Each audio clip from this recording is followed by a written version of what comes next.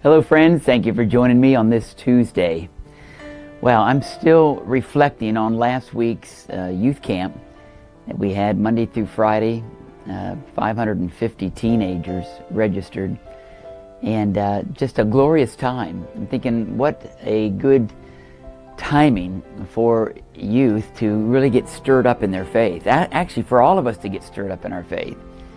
Last Saturday was an historic day when I think God miraculously saved us as a country from having to deal with an assassination. There was an assassination attempt on former President Donald Trump in a political rally in Pennsylvania, and to see the report that that bullet that was intended to kill him got as close as putting a hole in his ear, and just from about 130 yards from the top of a building.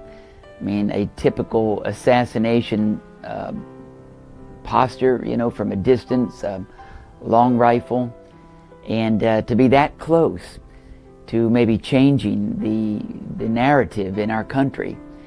And I'll tell you, we got to just always recognize that these are last days. And the Bible says in 2 Timothy 3, in the last days perilous times shall come. I don't think I've ever lived in a season for our country where it's been so uncertain.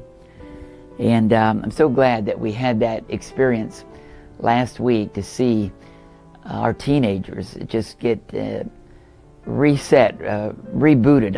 I told them when we did a big water baptism last Friday afternoon, I don't know, hundreds of teenagers, maybe all of them, got baptized.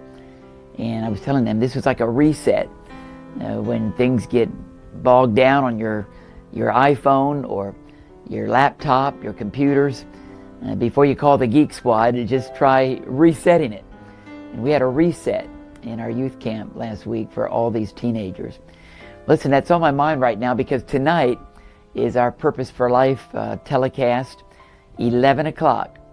And if you're in the local area here in the Tampa Bay area, it's on CTN, Christian Television Network, Channel 2, if you have cable.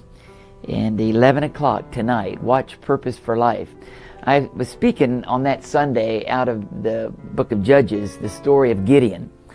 And, you know, this is such an appropriate story for where we live today because it's about how God speaks to us, about God, how God instructs us, how God tests us, and how God promotes us. Remember, Gideon was fearful, and God was calling